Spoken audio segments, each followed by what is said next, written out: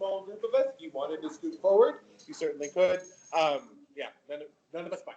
So, but yes, thank you for joining us for week 3 of Advanced Money Management Bootcamp, where today we're talking all about insurance. I say we in the sort of royal sense. I am going to do very little talking. I have brought the insurance expert. So, the Vice President of Human Resources for Education Credit Union. Why would I bring the person from Human Resources to talk about insurance? Just a formal stuff here. Why would I? What is it? Absolutely. Your human resources professional is the one who is designed to sort of facilitate your interaction with the insurance system with your employer. So whether that's benefits provided to you by your employer or just navigating offers on your own as you prepare to graduate, Michelle has been a professional for quite some time, and she's joined us. I was, in preparing for this presentation, she just gave me her information, and I was absolutely blown away. Again, we are an intimate gathering, so this is your opportunity to ask questions that, like, I had this weird situation, I have this this is sort of that time. The 3 main insurances that people generally need are life, health, and definitely auto insurance. And so, but we're going to focus primarily on the ones provided to you by your employer today. So with no further ado, I'm going to jump in and let Michelle get started. Great. Well, I appreciate y'all braving the cold. Like you said, I've been in the HR realm for about 14 years. So it seems like forever. I came from the educational setting with Region 16 in Amarillo, and retired from education after 28 years and came over to the credit union. So I retired on one day and I started at education credit union the next day. So I'm not sure I got the retirement part down, but it was all good. Yeah, in HR, and we really are kind of the hub for everything that you need to know about your onboarding, your induction, what it's going to look like when you start your job. And what we do to you, we don't mean to, but what we wind up doing to you is you're welcome. We're excited to have you as a new employee. Here's your handbook. Here's all the things you can't do. Here's all policy procedures. And by the way, make your decisions that are going to cost you money within the next 30 days, and that's called insurance and benefits. So, which is not a great way to do it. We just have to figure out the best way to do it. But really, insurance and understanding your benefits when you start a new position is really critical, because those things not only are things that an employer provides for you, but they're also things that you can opt into based on your life situation at the time.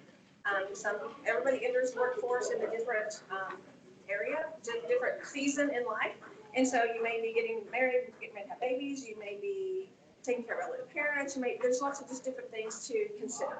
So really understanding the benefits of what the company is offering you, plus as far as the benefit package, and then understanding what your basic needs are as to what you need to opt into that you pay for on your own, and look at some tax benefits as well. So really, insurance is benefits. I say benefits because it really is truly part of your compensation and your benefit package when you go to your employer. So, but when you look at start off with really life medical insurance, because that's one of your mandatory ones that we have to offer. As an employer, if you're an employer of 100 employees, we are mandated that we have to provide a quality medical plan for you that's affordable. And that came out with Obamacare and the Affordable Care Act. Furthermore, it is stated that agreeableness is the trait that inclines individuals to be cooperative. So if you are doing that and you're going into a full-time position, that'll be offered to you. And that usually has several plans that you can choose from. Like our plan, we have 3, well, we have 4 really plans that you can choose from. But predominantly, most of the medical insurance fall under 3 particular big umbrellas. One is a PPO, which is what we call a preferred provider organization. So what that is it's a network group of providers that agree to take your insurance into a contract setting. And really, it affords you a broader range. You can do in-network, you can do out-of-network, and it's just a matter of fee-based structure. So it's a little broader. It's usually more readily accepted by most physicians or hospitals or other things like that. And it just gives you a little more flexibility.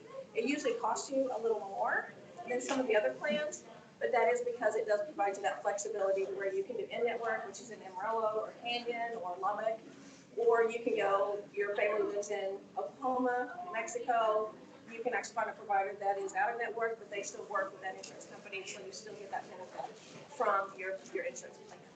Now, a question. So if they're going out to the world, fielding a job offer, is it an appropriate question to ask, like the employer, like, hey, I'm working full time? specifies is there what kinds of insurance there is? It is not, and we, as an HR professional, should provide that as part of the offer. If they do not, make sure you ask, say, what is your benefit package? What does that look like? Your benefit package can include your insurance, your benefits, your life insurance policy, your paid time off, anything like that, whatever they're looking at, because for us, we use that as a recruitment and retention tool. The better our benefit package, the more people want to come and stay with us and live with us for a while. So, yes, it's perfectly, if you don't get it in the offer, or they don't broach that in the initial offer or the package and offer letter, make sure you ask that. So what is available? Okay, because they should be able to provide you a list of things that they're available for you. Predominantly medical, but you also get dental vision, there's some other things we'll talk about, but absolutely ask all the questions you want before you sign that paper. Okay, because they're seeking you, they're offering you the position, you're in a position to ask questions and make sure you can negotiate some of those things. Okay. I don't tell them this. Anyway, so the other part of an insurance plan can be called an HMO. You've probably been familiar with that. How many of you are still on your parents' insurance? Yeah, I mean, it's okay, raise your hand. That's good. Let mom and dad pay as long as they can. You're eligible till you're 26, so let them pay as long as you can. You know, but if you're not, then you're either in an organization that is paying for some of your insurance, or you're looking to find your next job after you graduate. So just make sure that those things are in your mind when you look for a new position. Okay, what are they going to offer you? An HMO is basically called a health maintenance organization, and it's a more narrow in scope as far as what your insurance providers will be. We usually have an in-network that is like Emerald Canyon area. Then anything out of that area is out of network. Okay, HMOs are a little tougher. They usually cost you less. They're really based on like a copay, those type of things, to where the PPO is usually an agreed upon pricing structure. What they use, an HMO really has a contracted fee-based service with your provider. So if they sign on the contract to be a provider and accept an HMO policy, they're basically saying, if you come in and have an appendectomy, I'm going to charge $1,800, your insurance is going to pay $600, and I'm going to agree to take that. And so that's why that's a little more restrictive in scope for what an HMO is, and it sometimes has a little narrower scope of providers that want to accept that insurance. It doesn't pay as well as a PPO, so sometimes they're on the fence whether they take that contract or not. So, but regardless, if that's what your company provides, you know, make sure you just evaluate that and you do the best you can. Colton. Yes. It just been doing that for like a couple minutes. I know, yes, the screen is the screen here, it's not the computer, yeah. Sorry, guys. Yeah. Any questions about HMOs? So if we have like an HMO as an insurance plan that our employer provides, can we get private insurance on our own that might be better? You know, you can layer it. I would be cautious because it may just cost you more in the long run, and you may not get any more benefit from a marketplace insurance. But you know, just look and see what your needs are. If you have a chronic health condition, or you have a child that has extra needs or something, then yeah, make sure you evaluate what's going to be your best offer for whether you do the marketplace or you do a in-house company offered insurance plan. Because you can deny those, or you can say, yes, I'll accept, or no, I won't.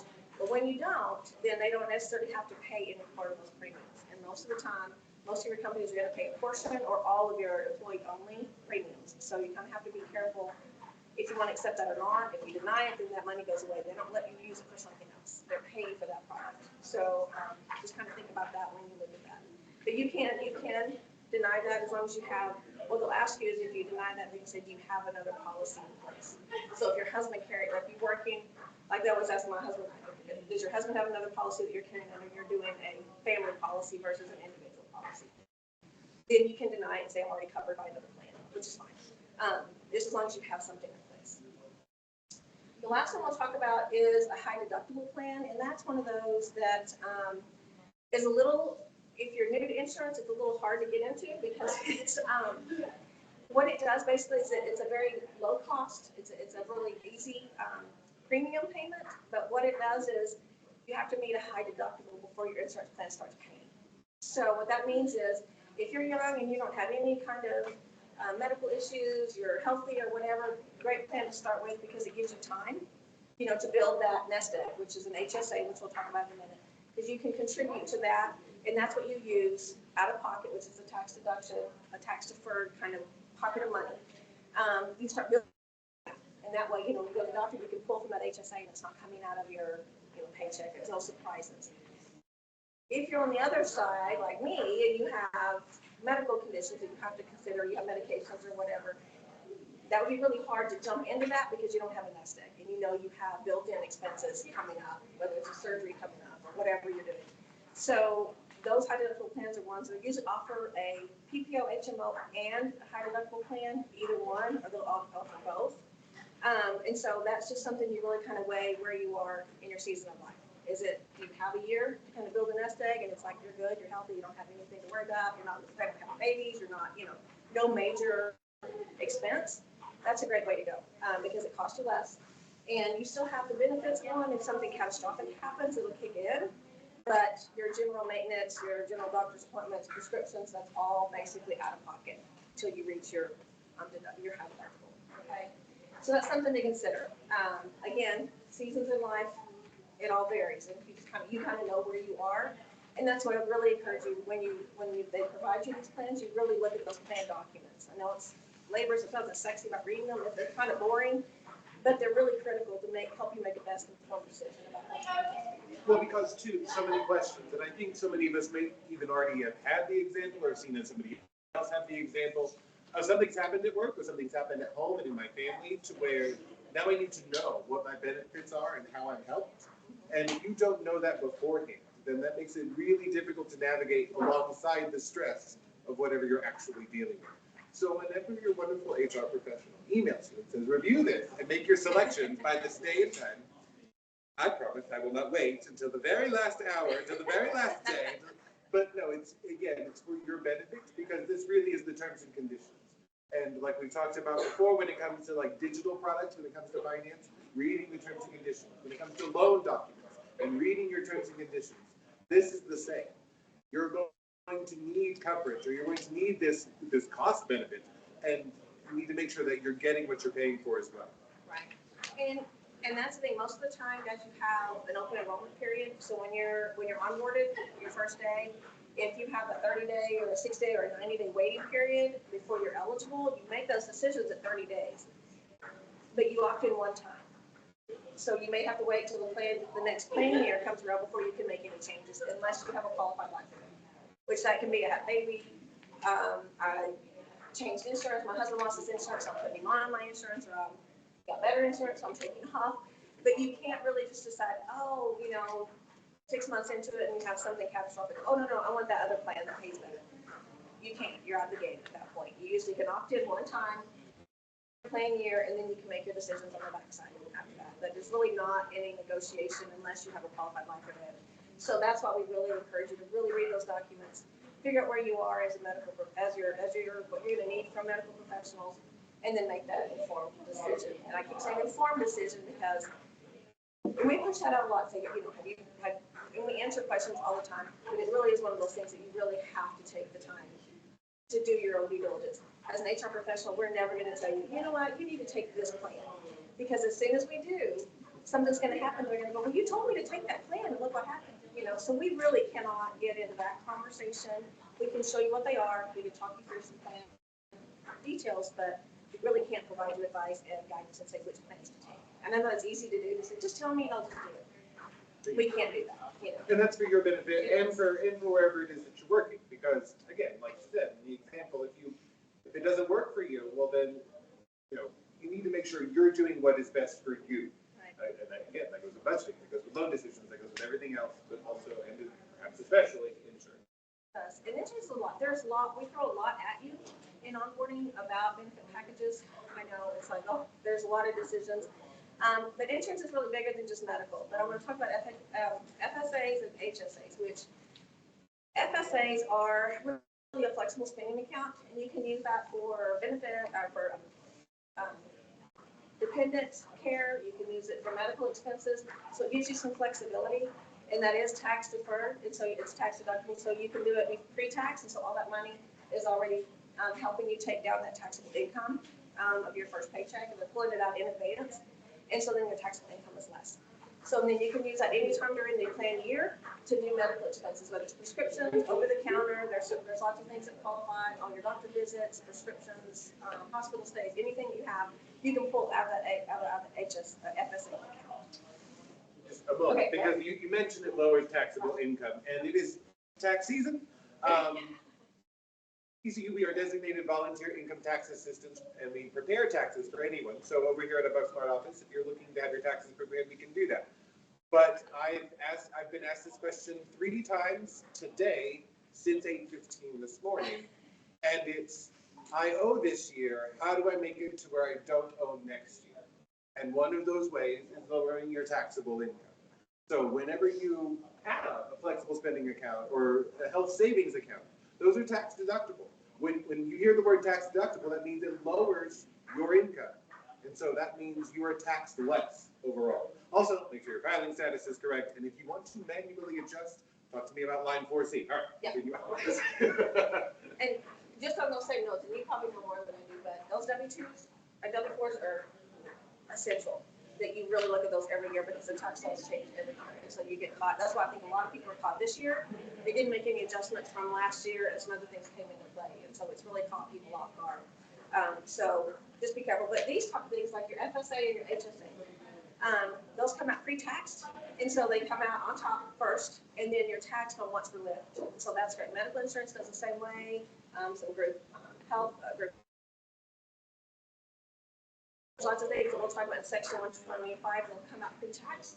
It'll lower your taxable income, and so that's really a win-win for you. And and you get good products to begin with. So, but your HSA, and we implemented HSA last year. Yes. Yes, and the credit union has really paid into that too, and so that's been kind of nice. But an FSA is you use it or lose it.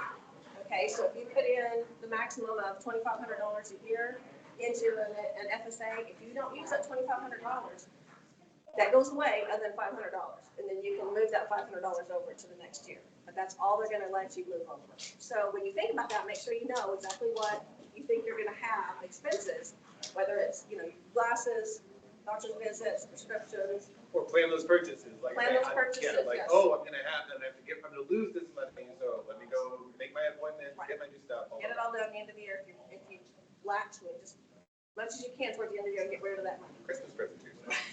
HSA, on the other hand, is one, again, tax deferred. It goes towards medical expenses, but that thing stays with you. So, for instance, you pay into this and you leave your company in 5 years and you're going on to the next company.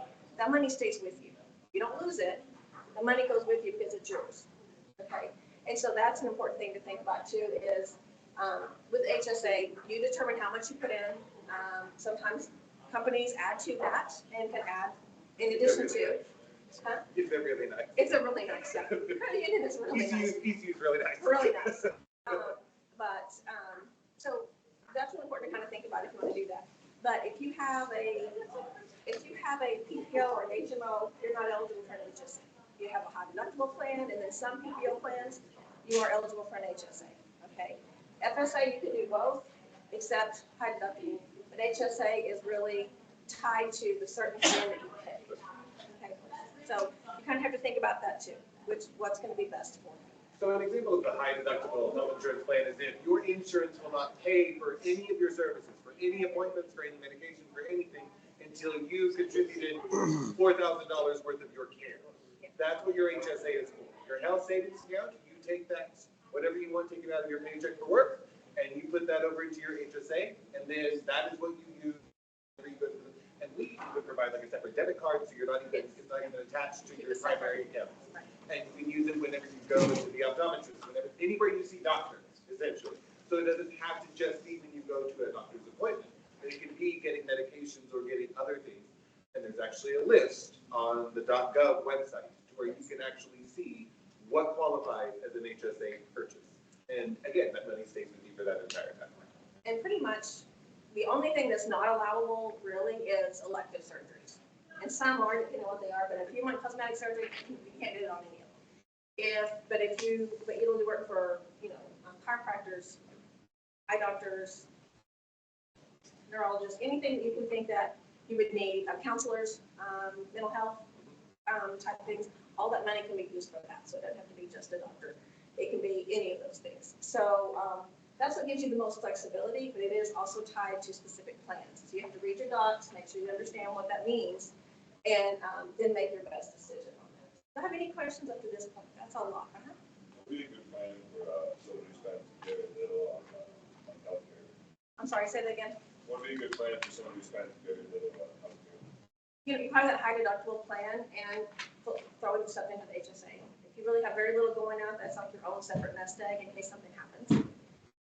And with that, what I was encouraged, and that's kind of off topic, but what I was encouraged is, should you do the high deductible plan and say you don't really have savings, you can pick up a really cheap and expensive hospital indemnity plan, and that pays you per day.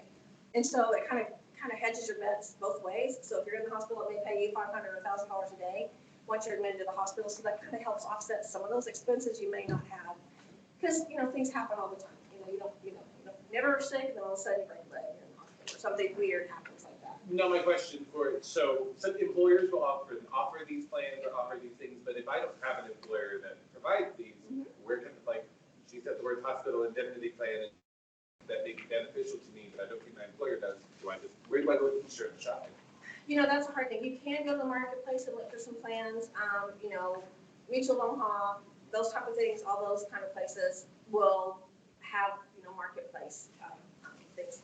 I'm really leery about marketplace just because the coverage is not as good as what you would get in a corporate setting.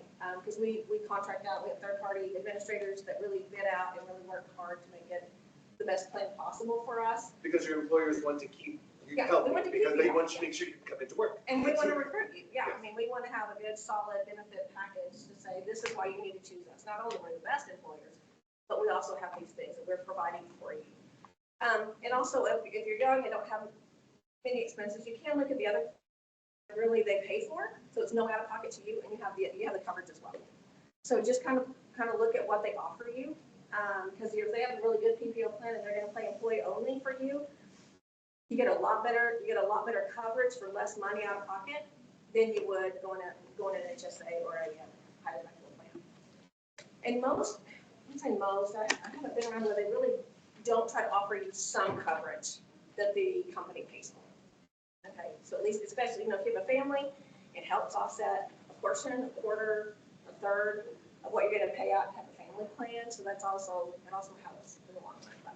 And you mentioned earlier too, like life qualifying events. So if I, a single person and living my best life, and then suddenly, like 8 months into this year, I have a life-changing event, like, get married, have a kid, what have you, can my insurance change at that time, correct? Yes, that's a qualifying life event. That's when you notify your HR people and just say, hey, I've had, we're having a baby, so we need to add the new baby. And so you give us time enough to go ahead and get the plan changed. And so when baby gets here, day one, they're covered because they want to know then, what child it is, social, those type of things. We get them loaded and we get them ready. So the baby's automatically covered. So, and usually sometimes when you have a qualifying life event, you have a 30-day grace period. And so if it doesn't happen to get in there day one, you have 30 days to go back. And so anything is covered for that 30-day flip back if you have baby or things like that. So if you get married, qualifying life event, if they don't have insurance, you want to add them to your policy, or you want to leave the policy and go on to theirs, you can do that as well. So those are about the only times you can really change your plan mid-year or throughout the year. But also, if you live with it a year and you're like, this just isn't working for me, start looking at those plan documents because they kind of change every year a little bit, not a whole lot, but they'll have some nuances in there that will change. You can change plans completely over. We had a lot of ours that were on PPO plans, and when we did the HSA, they switched. And so they flipped and they went to totally different plans. And so you can do that during your open enrollment period. Okay. Yes. You mentioned that the HSA was a use it or lose it. So FSA. FSA. FSA. Flex spending accounts. HSAs or health savings accounts, that's yours.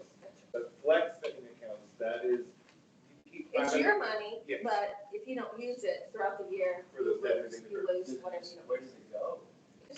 They just take it. It is Just lose gone. it. Yeah. It is no longer. The company doesn't take it. It goes into third-party administrators, whatever we've done, because they said you've taken on this much and you haven't expended it. And you're allowed to use it, spend it on Designated purposes. So whatever wherever you have that account, they'll have the list of things that you use for. Right.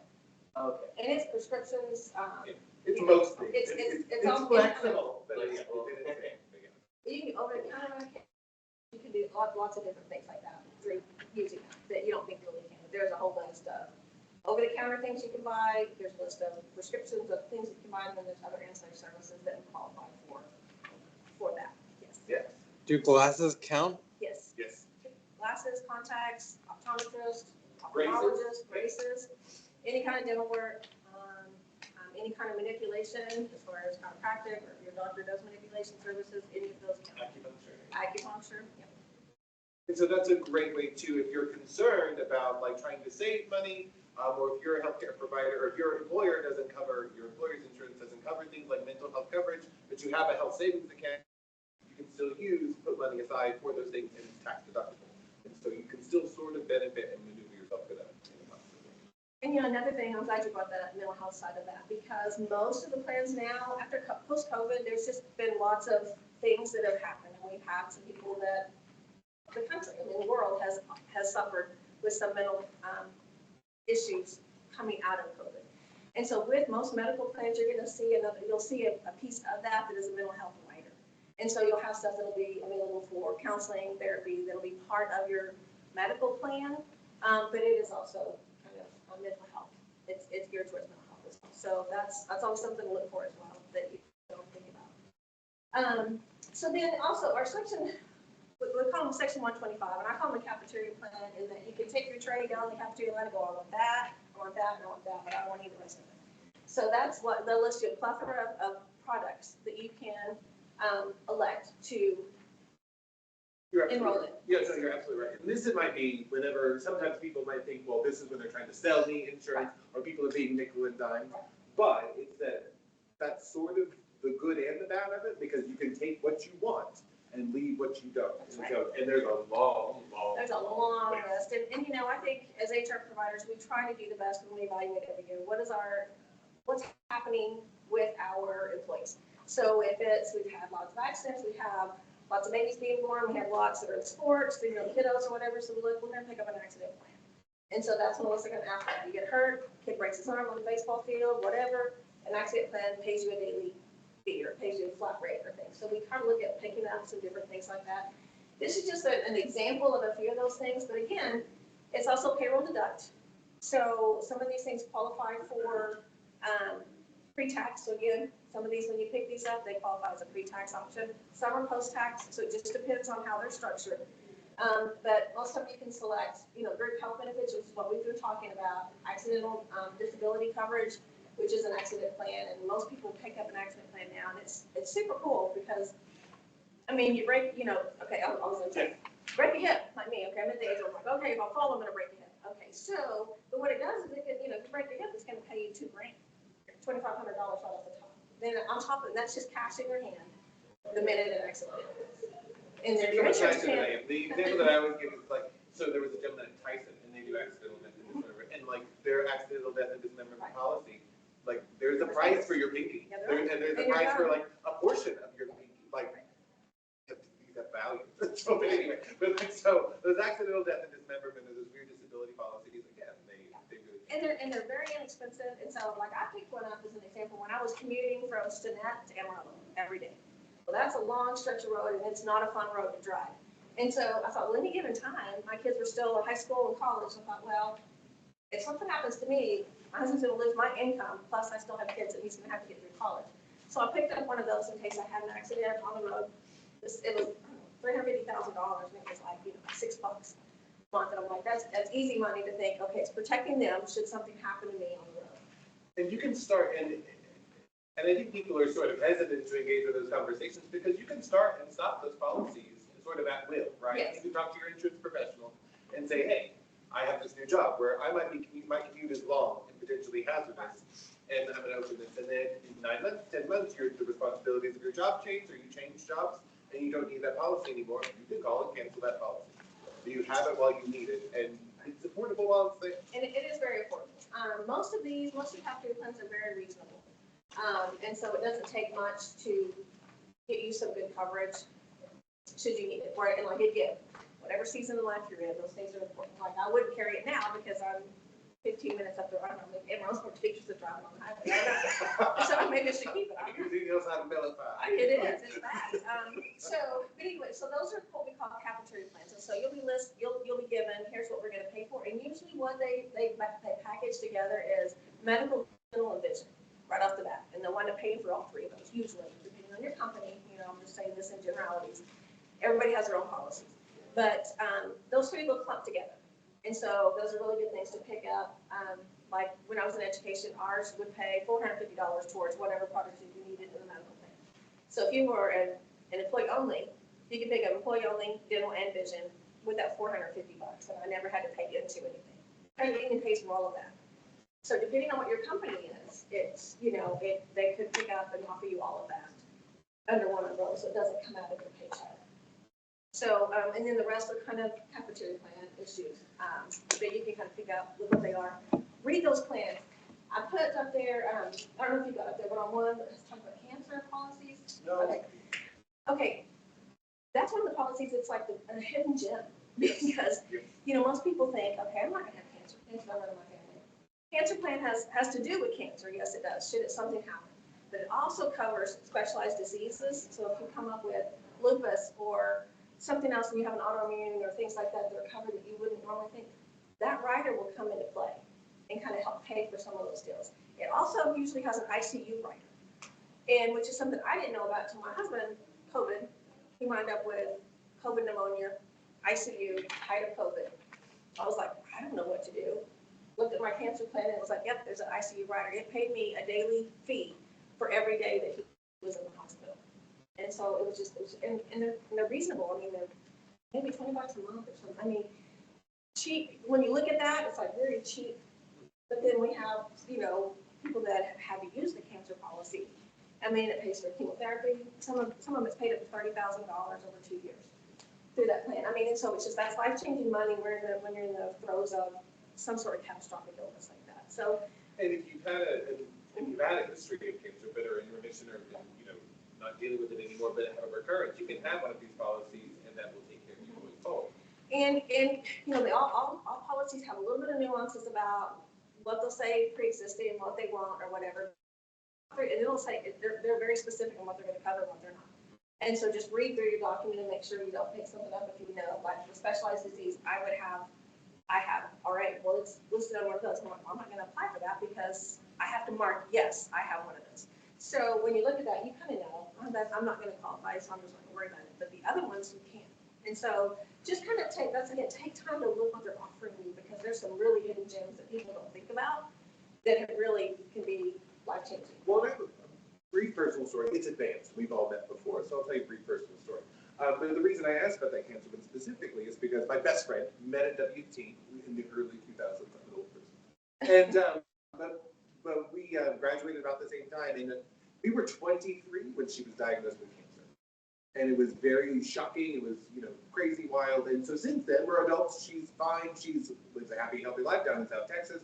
But now that's part of her things when she goes through navigating her benefits with her employer. She's changed jobs, changed careers a couple of times. And so in that instance, so now that's part of what sort of helps her choose a job and what benefits that she has as a survivor and what could happen if she's ever diagnosed again. So again, reading your policies. I've had friends who I've also graduated with and gone into the workforce with who found that they had an autoimmune disease and then didn't have that coverage and had to adjust.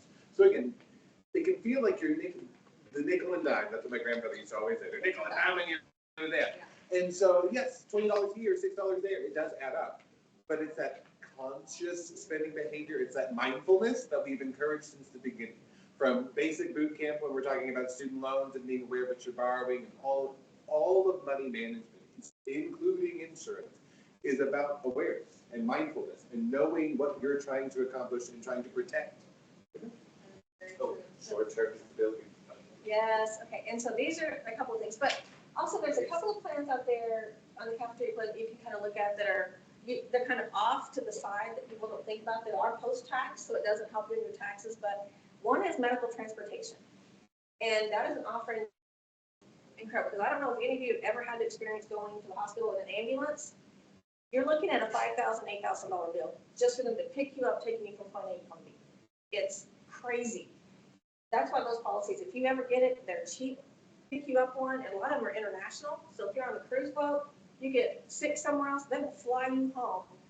You don't pay anything if you need a medical evac or whatever. So it's ground and it's air. So those are really good things to think about, because insurance is one of those things you're betting on you're not going to need it, but then when you do, you're sure glad you have it. It's one of those things in the middle. I mean, there's no gray. So. There was a person there was an Amarillo resident who had a helicopter evacuation out of a canyon in Arizona, and there was an elderly person who had a cardiac event. Their air ambulance ride was $20,000. That was just the air ambulance ride to get them to the hospital to handle their significant cardiac event. And they're relatively inexpensive, and you just never know. Life is interesting. You just never know. And you sure don't want to say, oh, I can't afford an ambulance visit. I mean, and I'll drive myself. Exactly. No, just. Or like trying to call a friend. Phone a friend and put them in live situations. But anyway, just little things like that. Accidents, accidental death and dismemberment, you talked about that. Those are, you never know. And thumbs and toes they're worth money.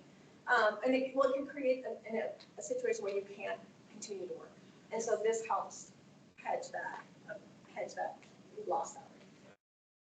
Good segue. We're going to talk about short-term and long-term disability. A lot of times your employers will provide one or the other. Ours provides long-term disability after 5 years. 5 years, yes. Yeah.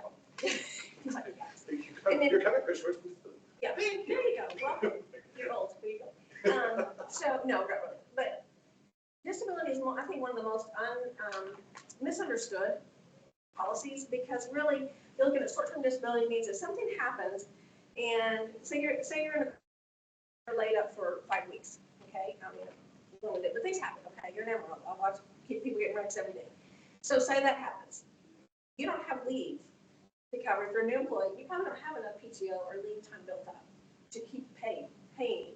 So what short-term disability is usually in 30 days, you're eligible for short-term disability, which means it will come in and it will pay you 60% of your salary, whatever your salary you're making, to kind of help offset some of that lost income should you become unable to work for a period of time. And it'll last 3 to 6 months. So you'll get that pay for that period of time, as long as you're eligible for short-term disability. So those are really, some short-term disability, looking at y'all's ages, it's probably $3-4 a month. So thinking about that, it really is good. And it is based age range and salary range. And you have caps on those, but that's a really good plan to look for, just in case you need it. Because a lot of times you're new in your careers, you don't have any leave time built up. Lots of people that are starting the workforce and they're planning on having a baby, or they're pregnant when they get hired, they're going to pick up short-term disability because they're not going to have enough leave time to take off a baby. But short-term disability will kick in and help them offset some of their expenses, some of their salary. So the long-term care is more of a longer situation. It can last up to 12 months. It can pay you up to 12 months. It usually does not kick in until after you're no longer eligible for short-term disability. So it's got a little longer window in that how long have you not been on that. But it actually, again, pays you anywhere between 50 and 80% of your pre-disability earnings.